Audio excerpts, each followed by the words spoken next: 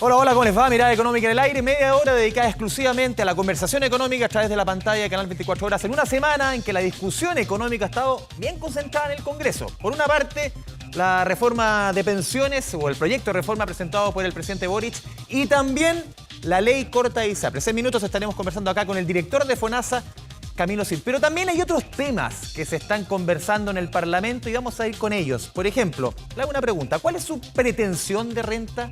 Es una pregunta que seguramente a muchos le han realizado cuando postulan a un trabajo. La Cámara de Diputados y Diputadas aprobó un proyecto de ley para prohibirla, esta pregunta, obviamente con la idea de transparentar los procesos de selección. La nota es de Felipe Gallegos.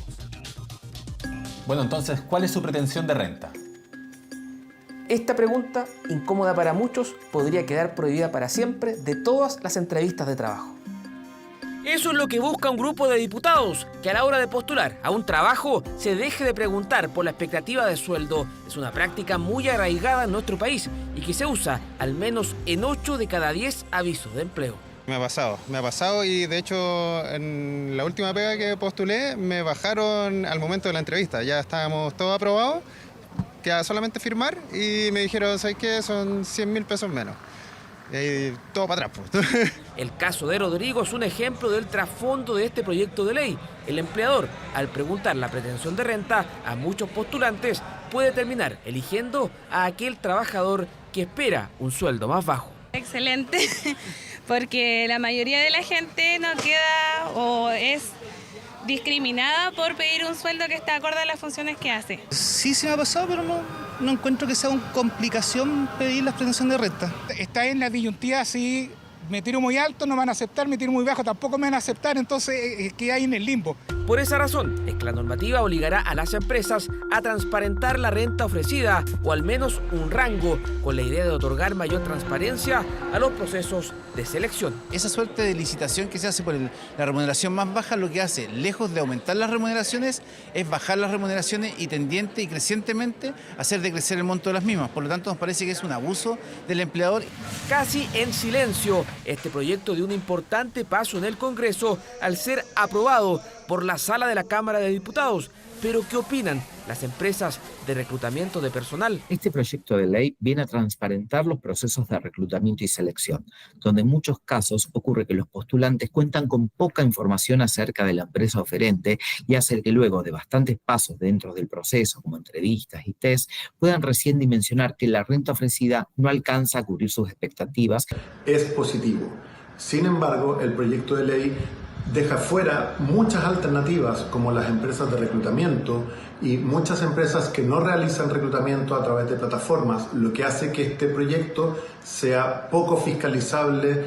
La normativa incluso establece sanciones para aquellas compañías que durante las postulaciones incorporen esta polémica pregunta. Estas van desde los 323.000 pesos para las microempresas y llega a 3.900.000 en el caso de empresas grandes. Lo importante es que se avance en este tipo de temas porque las personas cuando van a buscar empleo muchas veces son compelidas a decir cuánto quieren ganar y de ahí para abajo se empieza a fijar la negociación, siendo que cada labor que se cumple tiene un precio en sí misma y por tanto creemos que es importante que se publique el salario.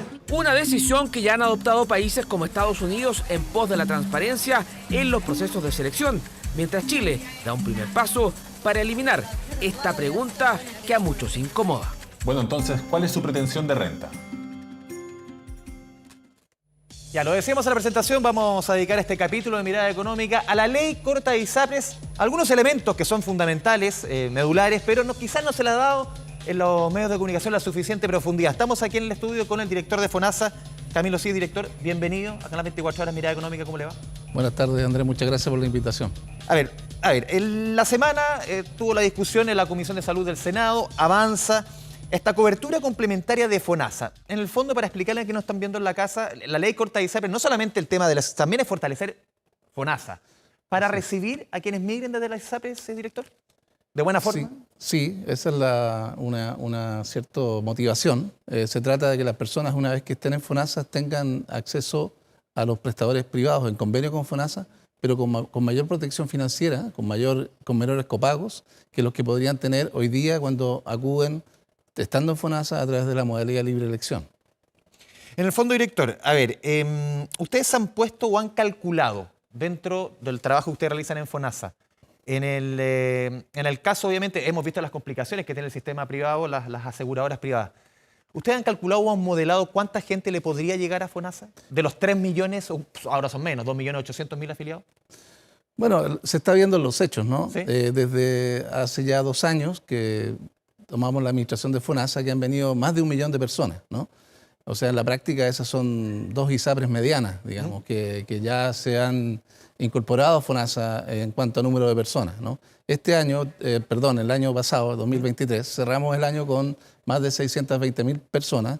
De eso, más o menos el 70% son provenientes de ISAPRE, ¿no? Por lo tanto, ya eso se está produciendo y lo que estamos ahora, ¿cierto?, con este proyecto de ley, viéndonos apoyados, ¿cierto?, es que FONASA pueda disponer entonces de licitaciones para que estas personas puedan contratar un seguro que va a estar en convenio con FONASA para que puedan cubrir diferencias de copago atendiéndose en los mismos prestadores que estaban, prestadores privados, que tienen convenio con FONASA también. Son varias preguntas que quiero ir haciéndole, director. A ver, porque se ha puesto mucho en la conversación, sobre todo del sector privado, en duda la capacidad de FONASA para recibir a estos cotizantes. ¿Tiene la capacidad hoy día FONASA para recibir? Claro, ya recibió, de acuerdo al número que usted dice, casi 400.000 personas que vienen de ISAPRES el año pasado.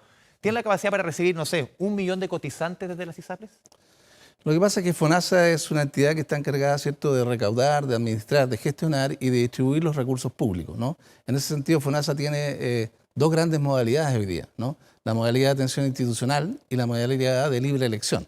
En la modalidad de atención institucional es donde las personas atienden en los dispositivos públicos, en los consultorios, en los centros de salud familiar, en los hospitales públicos, ¿no? Pero también las personas tienen la posibilidad de usar la modalidad libre elección. Que van a prestadores privados. Que van a prestadores privados, donde FONASA mantiene convenio con prácticamente todos los prestadores privados existentes, al igual que con una gran cantidad de médicos, ¿cierto?, que atienden por esta modalidad también. Entonces, en ese sentido, las personas que están viniendo, es lo que estamos viendo, las personas vienen a FONASA, se inscriben en FONASA, empiezan a cotizar en FONASA, pero tratan de mantener los prestadores que tenían, los prestadores privados que tenían cuando estaban en una ISAPRE, ¿no?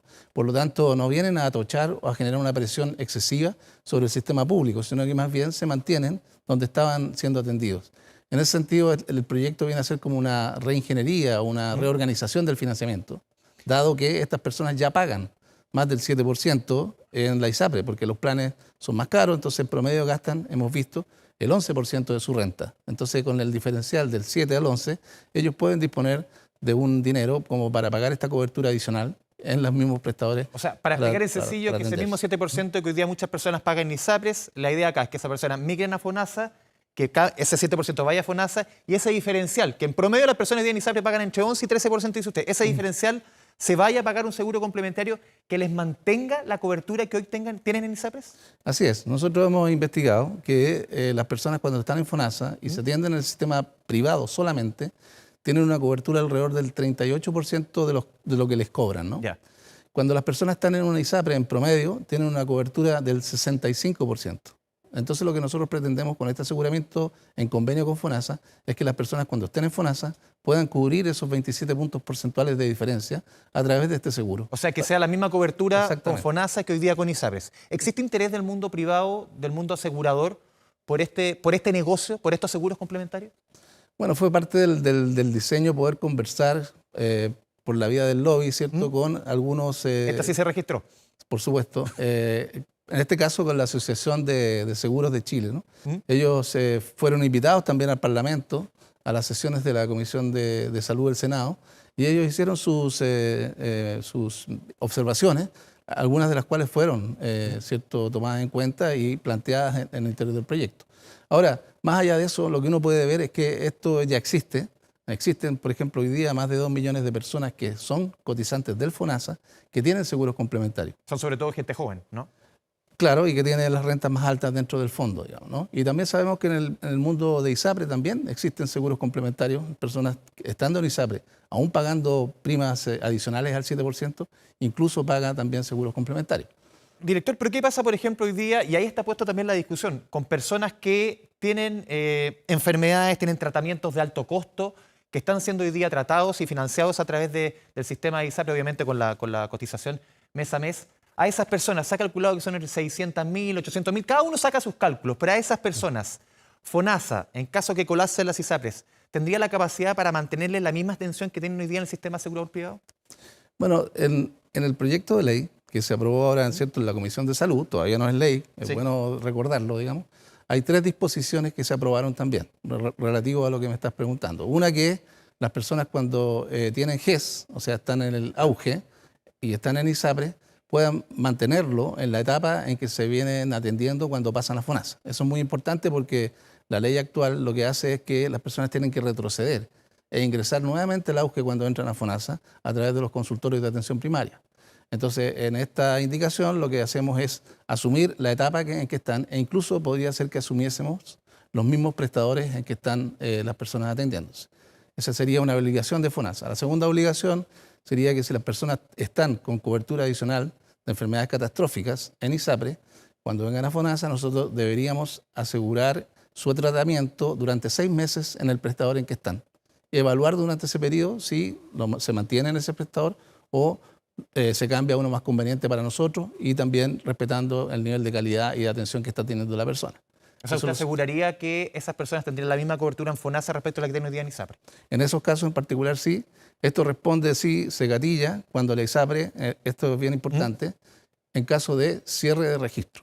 O sea, en caso de cierre de registro, nosotros aseguraríamos la continuidad de los tratamientos AUGE, la continuidad de los tratamientos CAEC e incluso la continuidad de los tratamientos otorgados por sentencias judiciales o sentencias de la Superintendencia de Salud.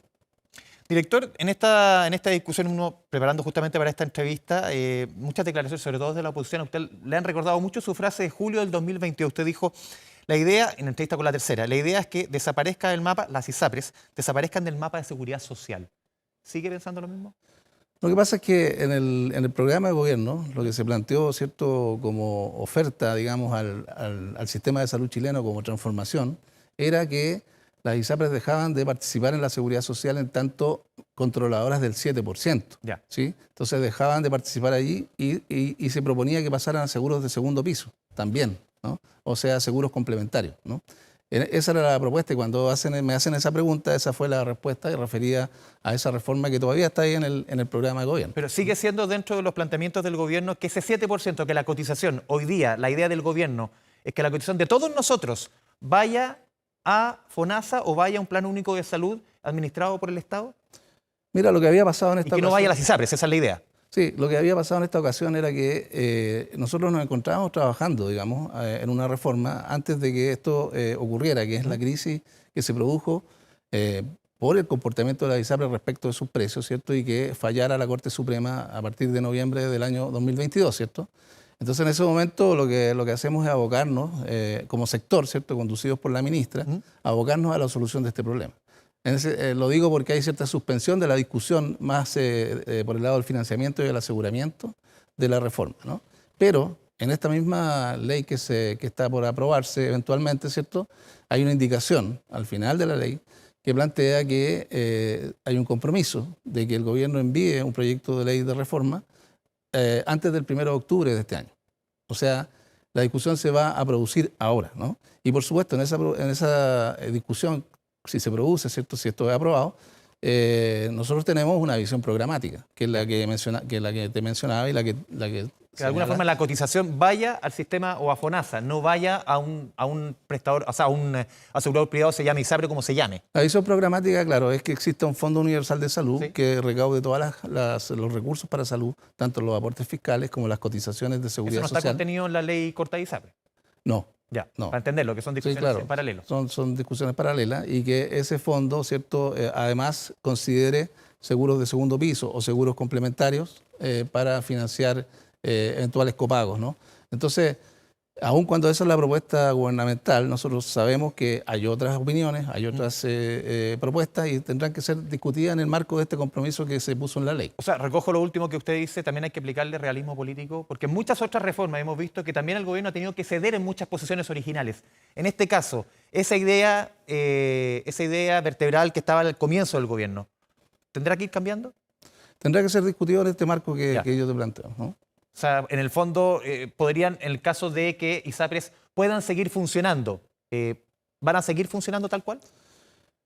Digamos, o sea, lo que planteo, ¿no? Que hay un compromiso de discusión de esta reforma más profunda. Si esa reforma llega a un acuerdo, por ejemplo, de iniciar un proceso de transición hacia unos objetivos o una visión más de futuro, eso va a ocurrir, digamos, ¿no? Que sigan subsistiendo las ISAPRES, digamos, y una transformación en curso que pueda iniciarse. Ustedes han calculado, yendo un poco a lo que conversamos originalmente, director, han calculado en FONASA, por ejemplo, en el caso que la persona se vaya a FONASA, pague ese 7%. ¿Cuánto tendría que pagar esa persona que viene de ISAPRE? ¿Cuánto tendría que pagar en este seguro complementario para tener, de acuerdo a lo que ustedes postulan, la misma cobertura que en ISAPRE? ¿O el plan que tenían, por ejemplo? Mira, eso es complejo porque está pensado el proyecto, ¿cierto?, en que los seguros se presenten a una licitación y oferten precios, ¿no? Pero me imagino que hay ciertos rangos que van manejando. Hay ciertos rangos y eso es lo que voy a mencionar justamente. Un rango importante porque todo esto está calculado en función del diferencial que las personas gastan, digamos, más allá de la cotización cuando están en una ISAPRE. Bueno, ese diferencial equivale más o menos a 36.000 pesos per cápita, ¿no? O sea, las personas en ISAPRE en promedio ya pagan 36.000 pesos per cápita, como más allá del 7%. Por lo tanto, ese es un parámetro importante. Nosotros, como decía recién, estamos apostando a mantener esas coberturas financieras. Entonces, no tendría por qué ser más que eso. Incluso podría ser menos, digamos, ¿no? Si es que lo hacemos de manera más eficiente, ¿no? Eso es posible porque estos son seguros financieros, son seguros que cubren solamente el copago. La relación entre el seguro y el prestador está intermediada por nosotros. O sea, FONASA hace la relación con los prestadores como ya la tenemos, ¿no? Y eso nos da la posibilidad de generar mecanismos de pago a los prestadores que son incentivadores de la eficiencia, que pagan por resultados de salud y que nos permiten asegurar que esto funcione de manera más controlada en cuanto a costos. Director, vamos a ir a la pausa aquí en Mirada Económica, que en las 24 horas estamos conversando con el director de FONASA, Camilo Set, ley corta de ISAPRES. Vamos a la pausa y volvemos.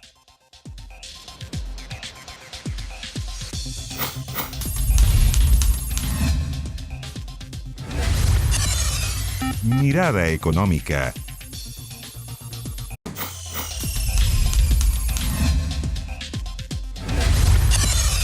Mirada Económica. Volvemos a Mirada Económica, estamos conversando del tema de la ley corta de ISAPRES con el director de FONASA, Camilo Cid. Director, a ver, antes yo le preguntaba sobre si es que había interés desde los aseguradores, sobre todo los seguros complementarios, por sumarse a este cambio, a esta nueva cobertura que ofrecería FONASA. ¿Usted ha tenido conversaciones, por ejemplo, con prestadores privados?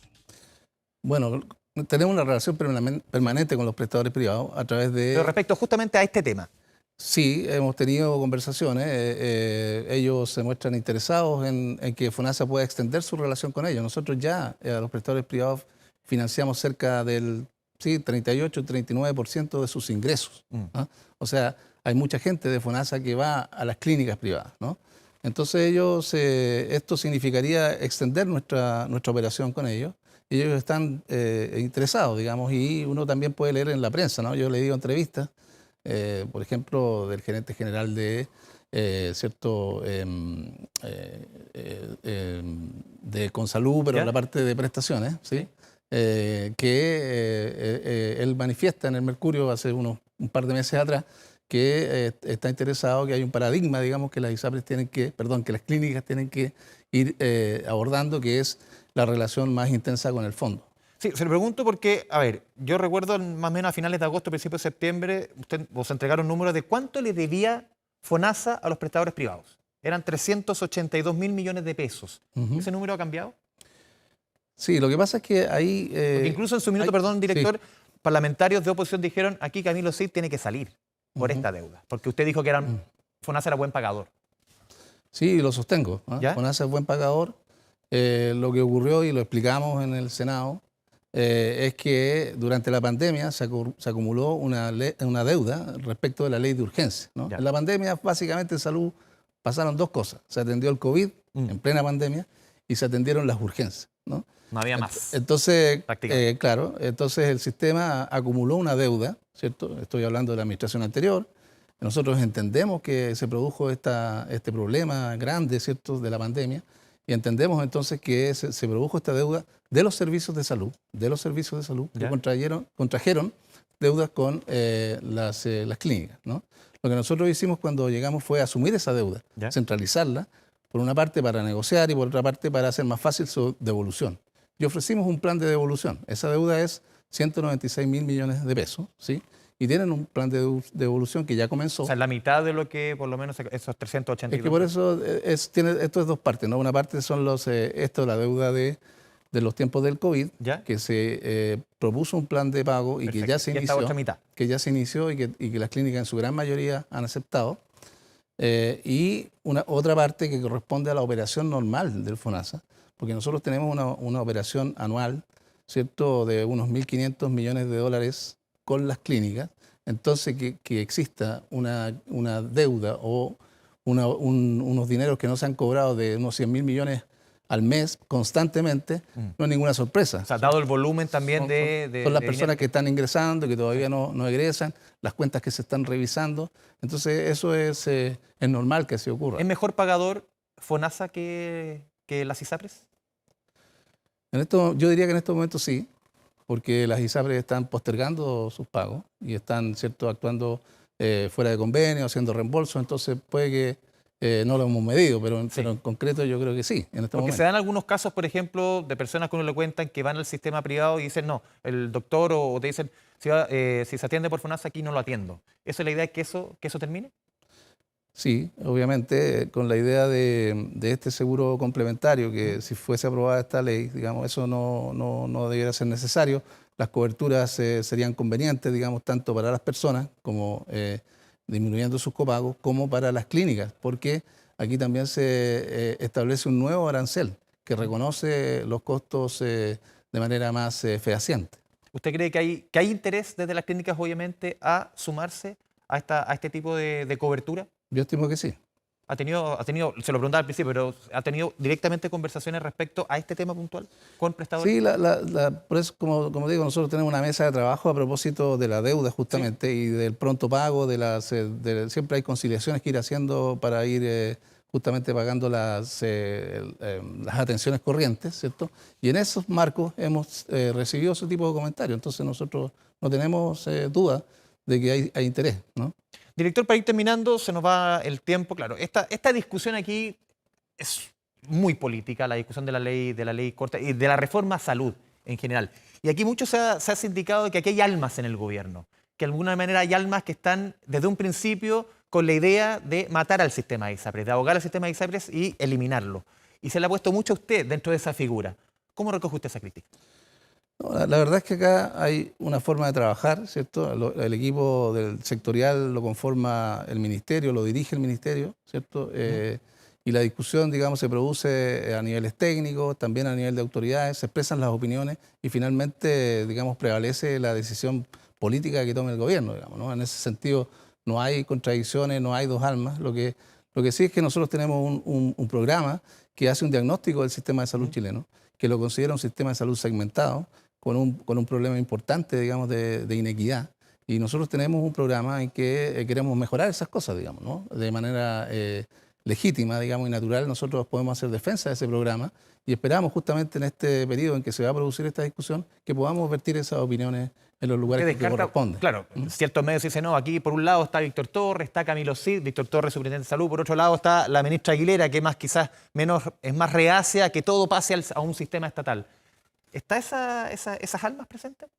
No, como te decía, hay discusiones, se producen las discusiones en equipos técnicos, se producen puntos de vista diferentes, pero finalmente se acuerda una posición gubernamental. Al final, por último, director, esta mega reforma a la salud que se plantea en un principio, ¿deberá ser más puntual, más focalizada de acuerdo a la realidad política?